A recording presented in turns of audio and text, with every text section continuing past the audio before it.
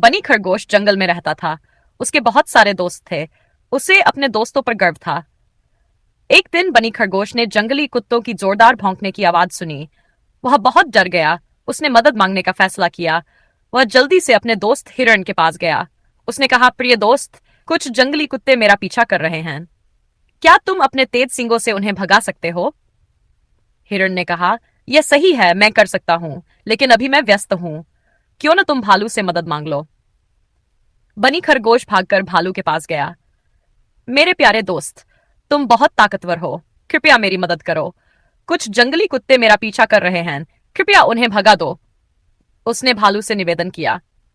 भालू ने जवाब दिया, मुझे खेद है, मैं भूखा हूं और थका हुआ हूं। मुझे कुछ खाना ढूंढना है। कृपया बंदर से मदद मांगो। बेचारा बनी खरगोश बंदर, हाथी, बकरी और अपने बाकी सभी दोस्तों के पास गया। बनी उदास हो गया कि कोई भी उसकी मदद के लिए तैयार नहीं था। उसे समझ आया कि उसे खुद ही कोई रास्ता निकालना होगा। वह एक झाड़ी के नीचे छिप गया और बिल्कुल शांत होकर लेट गया।